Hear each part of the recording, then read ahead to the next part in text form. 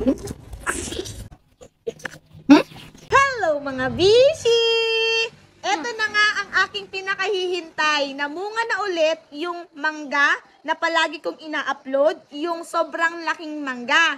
Last year, in-upload ko siya at grabe, nung ginawan ko ng vlog itong malaking mangga, sobrang daming views. Like, million views talaga. Tapos yung mga reels na ina-upload ko, yung mga clips nito, nung aking vlog, kasi pa nagbablog po ako, maaunti lang siya, mga 5 seconds, 10 seconds, ina-upload ko siya sa reels.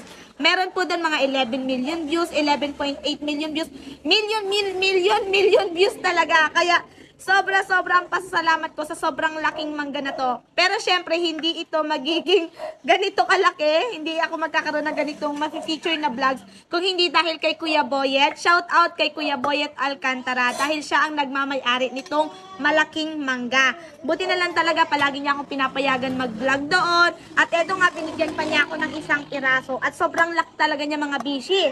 Kung tatanungin nga ninyo ako kung ano yung pinaka-successful vlog ko, eto talaga yon, yung sa manggang malaki. Kasi yung mga clips ko talaga sa reels, million views at grabe yung hatak niya sa followers, sa views, grabe. Sobrang laking pasalamat ko. At eto na nga mga bishi, ganito kalaki yung bunga niya. Maliit pa ito ha. Meron na kaming napitas nung una, hindi ko yun nakain kasi hindi yun napunta sa akin kasi kay Kuya Boyet yun. Humingi lang talaga ako ngayon. Meron mga 2.4 kilos, ganyan. Sobrang laki talaga. At alam nyo ba, maikwento ko sa inyo, kamuntik na nga akong ma-feature sa GMA Network. Shoutout sa taga GMA dahil sa malaking mangga na ito. Hindi nga lang talaga ako nakapunta kasi unang-una, 11 hours yung biyahe mula dito sa bahay namin papunta doon. Dahil din yun sa mangga na to. Kaya grabe, salamat talaga sa iyo mangga. Kung hindi dahil sa iyo, hindi tataas yung followers ko, hindi tataas yung views ko. Kaya kung sumasalita ka lang talaga, nako. Charis. Ayan, so eto na nga yung kanyang bunga. At eto yung pisngi niya. Ayan, nakaganyan yan kanina. Eto yung pisngi niya, tapos ganito na siya. O diba, imaginein mo ha, sobrang laki talaga niya mga bishi. At eto nga yung buto niya. Ngayon nga, ikakainin natin siya. Hindi ako prepared. Hindi ako masyadong prepared. Asin nga lang yung na-prepare ko. Ayan. So, grabe. Tikman natin.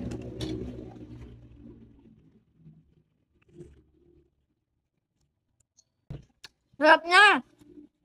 Marami ang nagko-comment sa inyo na ito daw yung lasang ipis. Hindi to lasang ipis mga bishi kasi kung lasang ipis to, hindi ko to kakainin. Kasi unang-una, iba yung lasang ipis na yun. Basta hindi siya lasang ipis talaga. Lasa siyang Indian mango, na parang Cambodian mango, na parang apple mango, pinaghalo-halo, basta mango siya. Kaya sa mga nagsasabi po na lasang ipis to, hindi po talaga. At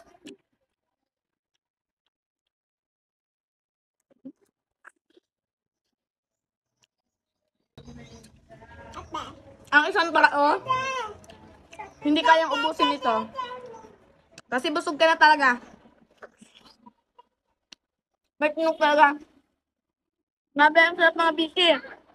Thank you talaga Kuya Boyet. Thank you so much talaga Kuya Boyet. Ah!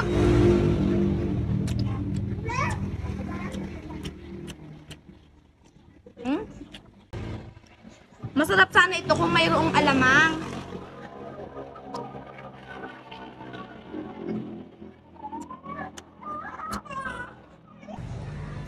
Asin lang.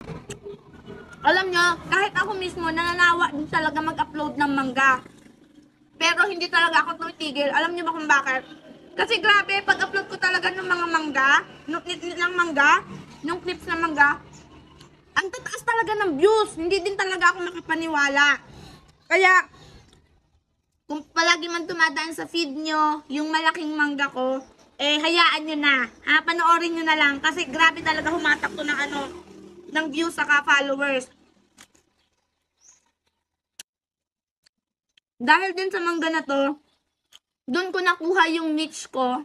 Yung niche na dapat ang palagi kong i-feature about sa fruits, about sa halaman, ganon. Kasi dati-rate, nung nagbablog ako, ang ginagawa ko ay yung mga pumunta na ako sa mga handaan, ganito kayo, yung normal lang na ginagawa ko. Pero hindi pala ako para doon. Para sa mga prutas pala ako. sobrang laking panghihinayang ko na hindi ako nakapunta dati nun sa sa GMA kasi in-invite nila ako. Nabasa ko siya umaga, hapon dapat na andun ako. Hindi naging possible. Siguro hindi pa yun yung time ko. Hanggang ngayon hindi ko pa din talaga alam kung anong tawag dito, pero kalimitan sa comment ang nababasa ko, Florida mango daw ito. Maraming nagsasabi na ano to? Yung coconut mango, ganyan. Hindi ko din alam talaga kung anong tawag dito. Pero ito talaga ay nanggaling sa Guimaras. Punla to na nabili ng 500 pesos. Tapos itinanim nga nung ni Kuya Boyet. Tapos ito na siya. O, diba? Hop! Sa mga nagsasabing lasang ipis ito, hindi talaga. Lasang mangga siya. Ang sarap. Mm.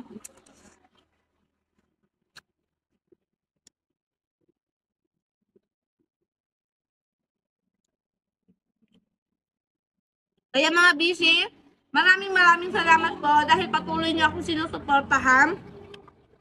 Konting kembot na lang, 150,000 followers na ako. O diba? Nakakatuwa. Dagsimula lang yon dito sa Manggang Malaki. At after 1 year, ganun na agad tayo kadami. Kaya maraming salamat talaga sa iyo, Mangga. Dahil talaga sa iyo, ako ay nakikilala pa unti-unti. Malayo pa, pero kahit pa paano nakakalayo-layo na. Hanggang dito na lang muna mga busy. Maraming salamat sa inyong patuloy na panonood at patuloy na suporta. Paalam! Kain tayong mangga!